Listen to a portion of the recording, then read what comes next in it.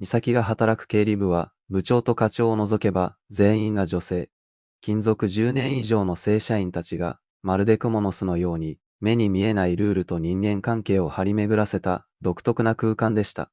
佐藤さん、これ、お願いできるかな？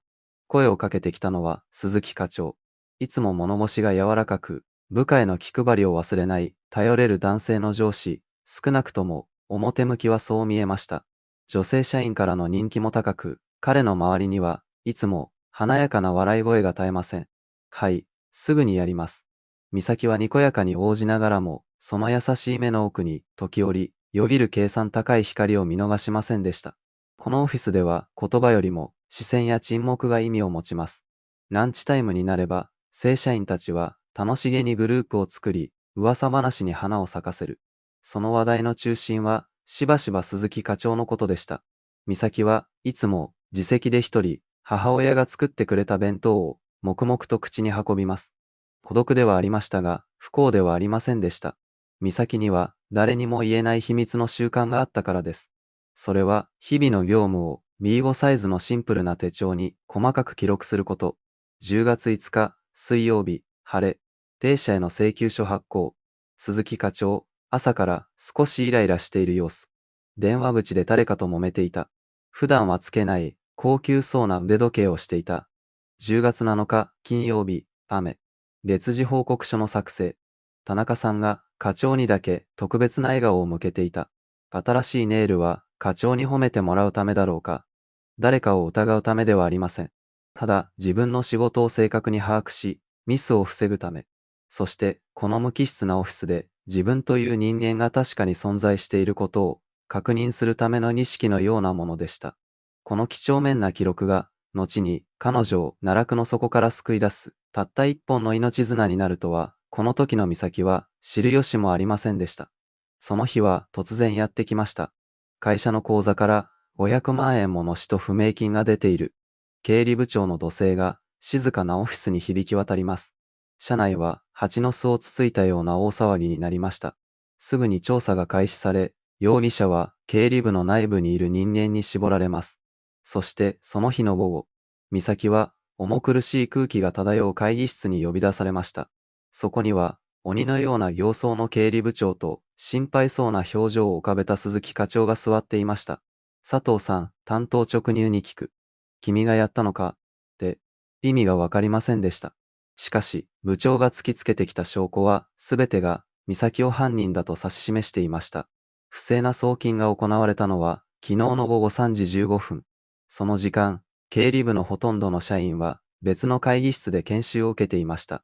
しかし、派遣社員の美咲は、研修対象外で、一人デスクに残っていたのです。そして、決定的な証拠は、システムのログでした。送金処理に使われたのは、紛れもなく、美咲に与えられた ID とパスワード。彼女のパソコンから操作が行われていたのです。そんな、私は絶対にやっていません。美咲は必死に訴えましたが、部長は冷たく言い放ちます。つい最近、同僚に親戚が病気で、急にお金が必要になったと漏らしていたそうじゃないか。動機も十分だ。そんな話、誰にもした覚えはありません。それは巧妙に仕組まれた悪意に満ちた嘘でした。罠だと直感しました。しかし、すべての状況証拠がパズルのピースのようにぴたりと彼女にはまっていく。潔白を証明できるのかね。君以外の人間が君の PC を操作できたとでも言うのか。美咲は言葉に詰まりました。パスワードは定期的に変更を義務付けられ、他人に知られるはずがない。完璧な完全犯罪。そして、その犯人として完璧な生贄が用意されたのです。会議室から戻ると、世界のすべてが色を変えていました。昨日まで普通に交わしていた挨拶は無視され、すれ違いざまに突き刺さるようなひそひそ声が聞こえてきます。やっぱり派遣なんて信用できないわよね。課長に色目を使ってたって噂もあったし、お金に困ってたのかしら。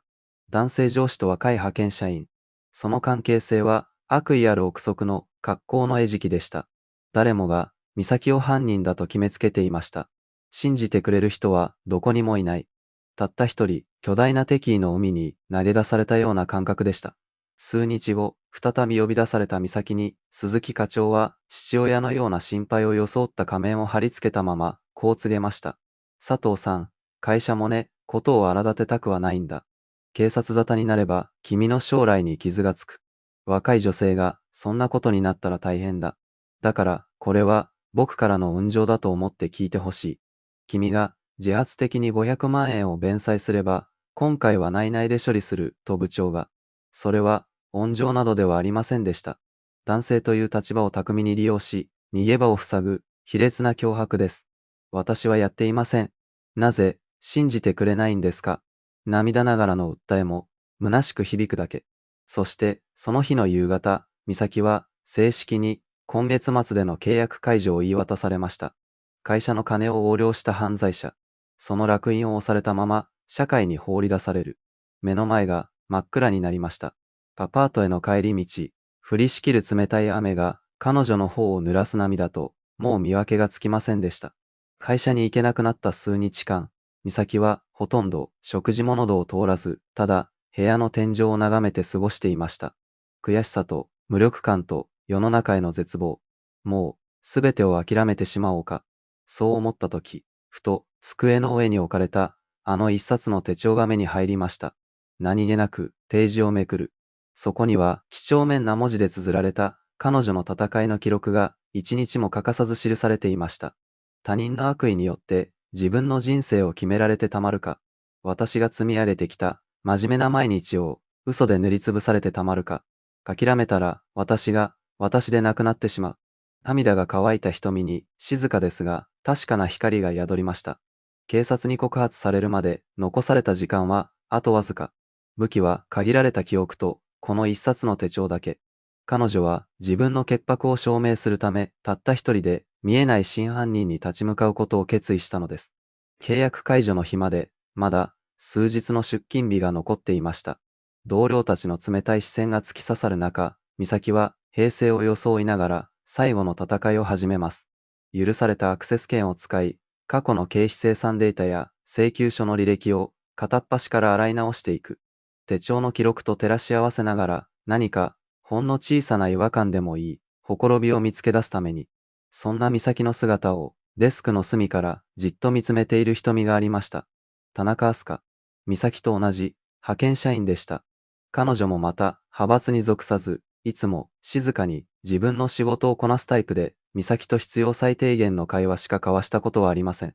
その日の夕方、美咲が席を外したほんの数分の間、タスカはおもむろに席を立ち、美咲のデスクに一枚の書類をそっと置きました。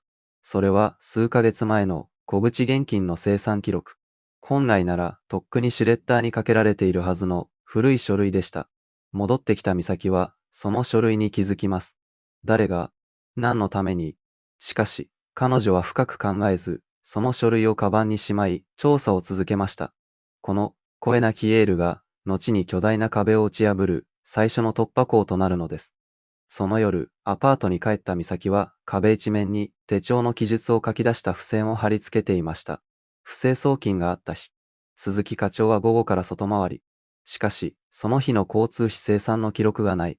なぜ、数ヶ月前、高額な備品を購入した際の領収書。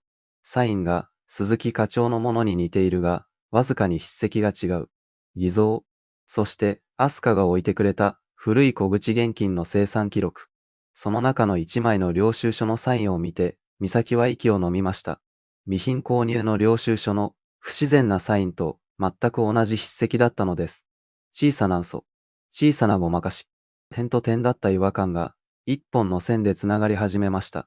手帳をめくり、送金があった日の記述を探す。10月26日、水曜日、曇り。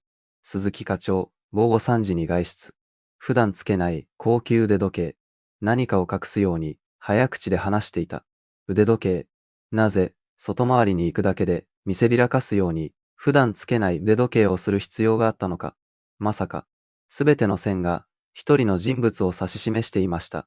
いつも笑顔で誰よりも頼りになったあの鈴木課長を。疑惑が確信に変わった瞬間、美咲は背筋が凍るような恐怖を感じました。犯人は自分のすぐそばにいたのです。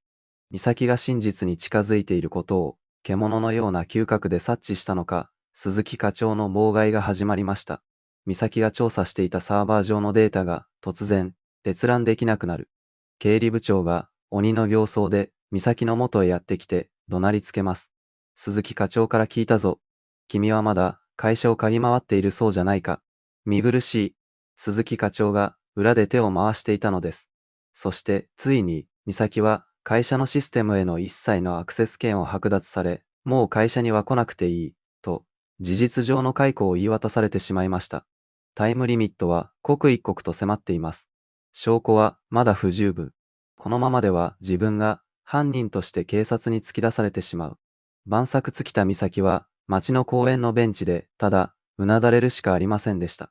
絶望の淵にいた美咲のもとに思いがけない訪問者がありました。田中明日香でした。ごめんなさい、こんなことしかできなくて。明日香がおずおずと差し出したのはくしゃくしゃに丸められた一枚のレシートの切れ端でした。会社のシュレッダーの横のゴミ箱に捨てられていたのをこっそり拾ったのだと言います。これ、役に立つかわからないけど、鈴木課長が誰かと電話しながら慌てて捨てていたから。それは都内の一等地にある高級フレンチレストランのレシートでした。日付は不正送金があったあの日。時間は午後4時。そしてそのレシートの隅に手書きで書かれた小さなメモがありました。テフ X 損失補填。すべてのピースがはまりました。鈴木課長は投資の失敗で大きな借金を抱え、会社の金に手をつけていたのです。これまでの小さな横領はその場しのぎ。しかし、ついに首が回らなくなり、500万円という大金に手を出した。そして、その罪を、最も立場の弱い派遣社員の美咲に、すべてなすりつけようとしたのです。外回りだと嘘をつき、会社の金を自分の口座に移し、その足で損失を出した投資会社の担当者と高級レストランで会っていた。普段つけない腕時計は、相手に自分を大きく見せるための虚勢だったのかもしれません。タスカさん、ありがとう。美咲の目から熱い涙が溢れました。それは悔し涙ではありませんでした。たった一人でも自分を信じてくれる人がいた。その事実が彼女に最後の戦いに挑む勇気を与えてくれたのです。翌日、美咲は会社の代表電話に震える手で電話をかけました。経理部の佐藤と申します。社長と経理部長にどうしても直接お伝えしたいことがあります。断られることを覚悟していましたが、彼女のあまりに必死な声に何かを感じたのか、面会は許可されました。重々しい空気が支配する会議室。社長と経理部長を前に、美咲は用意してきた資料を静かにテーブルに広げました。私が横領犯ではありません。真犯人は他にいます。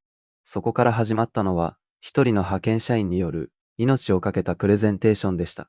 自分の手帳の記録を元にした時系列での詳細な説明。鈴木課長の不自然な行動の数々。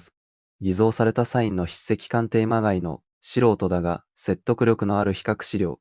そして彼が FX で多額の損失を抱えていたことを示す。ネットの掲示板で見つけた情報。社長たちの表情が次第に険しくなっていきます。そして、美咲は最後の切り札を提示しました。これが決定的な証拠です。他のレストランのレシート。送金があった日の完璧なアリバイを崩す、動かぬ証拠。美咲は冷静に、しかし、心の底からの怒りを込めて語り尽くしました。自分がいかに巧妙に罪を着せられようとしていたのかを。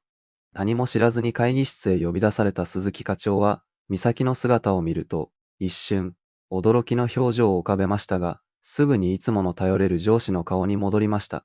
しかし、テーブルの上に広げられた証拠の数々を前にして、その仮面は、ゆっくりと、しかし確実に、ひび割れていきました。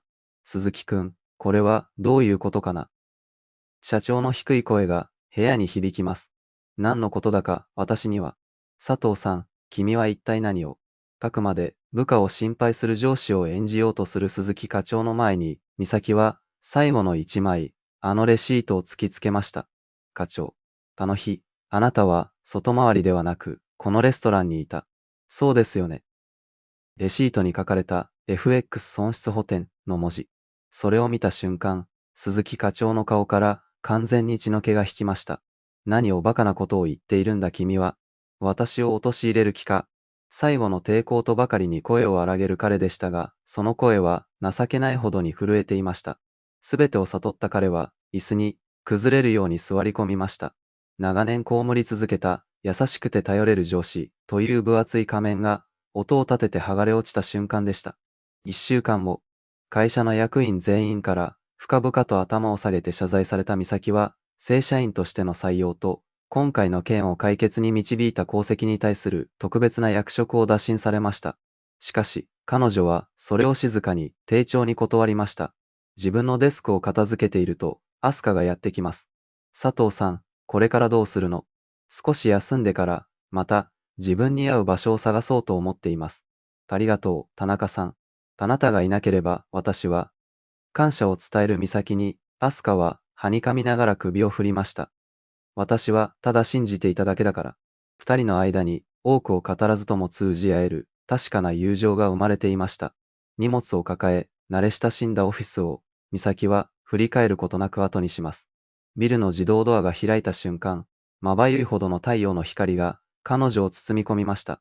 見上げた空は、どこまでも青く、澄み渡っています。彼女は、失われた名誉を取り戻しただけではありません。